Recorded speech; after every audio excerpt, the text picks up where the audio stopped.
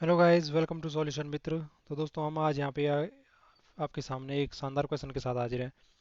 यहाँ पे देख सकते हो आप, आज का क्वेश्चन हमारा, in the absence of friction in the cart wheel, okay, and external unbalanced forces. ठीक है। फ्रिक्शनल और जो एक्सटर्नल अनबैलेंस्ड फोर्स हैं, उनके अब्सेंस में, यानी कोई भी नहीं लग रहा इनमें से, एक कार्ट पे, कार्ट व्हील मतलब जो ये सामान ले जाने वाली कार्ट व्हील रहती है, आपने स्टोर में देखी होगी, जैसे मॉल मूल में। A boy of mass 50 kg with 5 metre पर सेकेंड हॉरिजॉन्टल वेलोसिटी। एक लड़का है जो 50 किलोग्राम का है, 5 मीटर पर सेकेंड की हॉरिजॉन्टल वेलोसिटी से जंप करता है on to stationary card of mass 5 KG. यानी कि जो रुकी हुई कार्ड थी उसके ऊपर, जो जिसका मास की 5 केजी था। What will be the velocity of card carrying boy now. तो जब ये जंप मार देगा तो उसके बाद जो कार्ड रुकी हुई थी वो भी चलने लग जाएगी बच्चे के साथ साथ में। तो अब इनकी जो फाइनल वेलोसिटी है वो पूछ रखी है हमें। तो इसमें देखो भाई, कौन सा कॉन्सेप्ट लगेगा, फटाफट देखते हैं। लो भाई, ये सारा का सारा जो चीज़ है यहाँ पे बता दिया मैंने इस डायग्राम के थ्रू। यहाँ पे देखो, हाँ, ये आंसर इस प्रकार से, ऑप्शन आप इनमें से चूज करना है कौन सा सही होगा। ठीक। अब यहाँ पे देखो क्या क्या पता है हमें। 50 केजी का लड़का है, 5 मीटर पर सेकंड की हॉरिजॉन्टल वेलोसिटी। हॉरिजॉन्टल होते हैं जो ऐसे सीधी लाइन में चलेगा, वर्टिकल हुआ जो ऐसे खड़े में चलते हैं। ठीक। तो हो गया जी। हॉरिजॉन्टल हो गया इस स्पीड से, यानी कि ऐसे दौड़ रहा होगा वो। ठीक। और वो क्या करेगा, इसमें जंप करेगा। ये जो हमारी कार्ट व्हील थी, इसमें नीचे ऐसे टायर होते हैं चलने के लिए। तो ये पहले रुकी हुई थी कितने की, कितने मास था इस कार्ट व्हील का, 5 केजी की थी। ठीक। और ये रुकी हुई थी, जब इस बच्चे ने इसमें जंप मारा तो अब क्या होगा, ये दोनों के दोनों चलने लग जाएंगे बच्चे सहित। ठीक। तो अब ये पूछ रहा है कि इसकी जो वेलोसिटी होगी जब चलती है ये, तो किस वेलोसिटी से चलती है। ठीक। तो यही हमें निकालना है कि जो ये चलने लगेगी तो किस वेलोसिटी से चलेगी, ये निकालना है। तो क्या क्या करेंगे भाई, इसमें सबसे पहले हमें जो कॉन्सेप्ट लगेगा, इसमें कौन सा लगेगा, आपको एक चीज़ पता होगी, conservation of momentum. Conservation of momentum. Momentum होता क्या है, मोमेंटम पी इक्वल टू होता है मास इंटू वेलोसिटी। ठीक है। Mass into velocity. तो कंजर्वेशन ऑफ मोमेंटम कहता है कि टक्कर से पहले का जो मोमेंटम होगा, यानी कि पी इनिशियल होता है जो, वो बराबर होगा पी फाइनल के। यानी कि ये कुल मिला के जब हमारे ऐसा कोई ऑब्जेक्ट होगा, ठीक, ये किसी दूसरे ऑब्जेक्ट से टकराएगा। ठीक। तो इसकी, इन दोनों की जो इनिशियल वेलोसिटी होंगी, ये इधर से इधर को आ रहा था सपोज, ठीक, दोनों एक दूसरे के विपरीत दिशा में आ रहे थे, तो इसकी कुछ वेलोसिटी रही होगी, इसकी कुछ वेलोसिटी रही होगी इनिशियली। ठीक। जब ये आपस में टकराते हैं तो उसके बाद इनकी वेलोसिटी में कुछ चेंज होगा, है कि नहीं। तो इस प्रकार से चेंज जो होता है दोनों में, मतलब जो भी डिस्ट्रीब्यूट होगा इनके मास के कारण, मोमेंटम डिस्ट्रीब्यूट हो जाएगा एक दूसरे में। उस हिसाब से डिस्ट्रीब्यूट होता है कि जो हमारा टक्कर के बाद भी मोमेंटम रहता है वो भी क्या होता है, पहले का जो मोमेंटम था उसी के बराबर रहता है। यानी कि टक्कर से पहले का मोमेंटम टक्कर के बाद का मोमेंटम के इक्वल में रहता है। ठीक है भाई।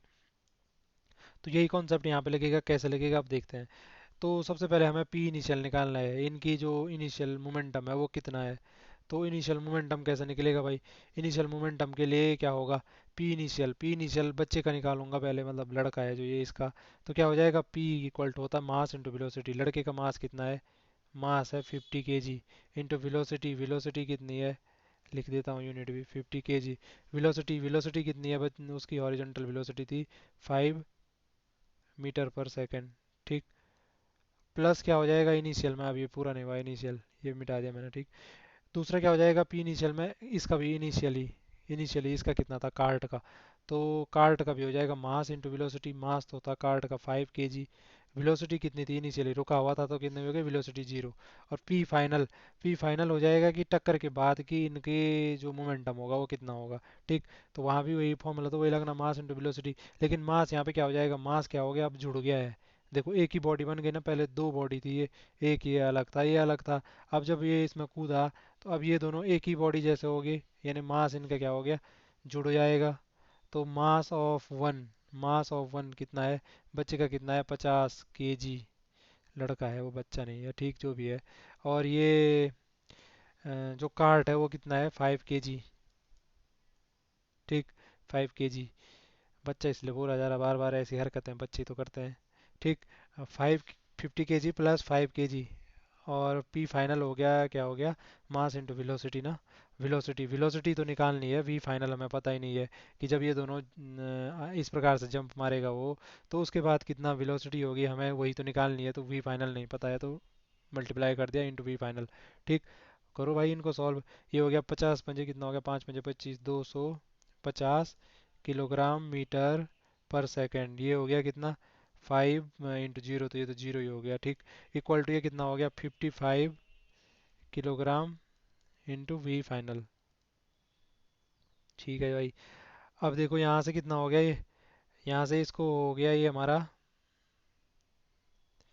देखो ये हो जाएगा हमारा वी फाइनल इक्वल टू हो जाएगा, ये कितना हुआ था, 250 किलोग्राम मीटर पर सेकेंड डिवाइडेड बाय हमारे 55 kg।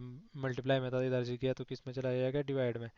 तो देखो यूनिट लिखने से कितना मतलब क्या फ़ायदा होता है। यूनिट लिखने से मैं आपकी एक दो वीडियो में पहले मेंशन भी किया था कि यूनिट लिखा करो जो ऐसा यूनिट होती।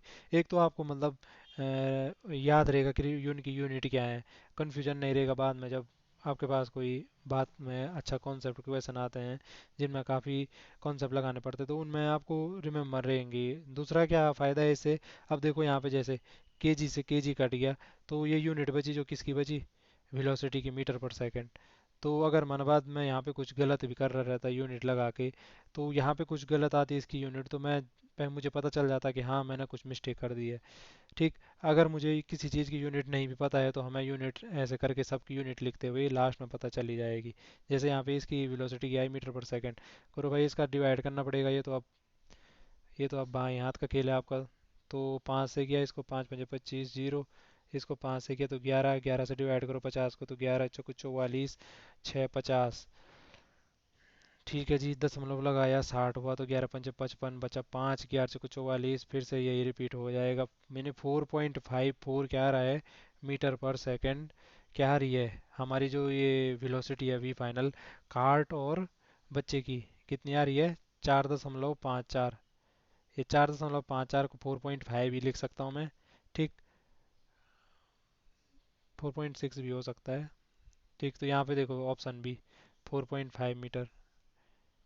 ठीक, तो इस प्रकार से इस क्वेश्चन को आसानी से सॉल्व कर सकते थे। आज के लिए इतना ही, फिर मिलेंगे अगली वीडियो में, तब तक के लिए बाय बाय, टेक केयर।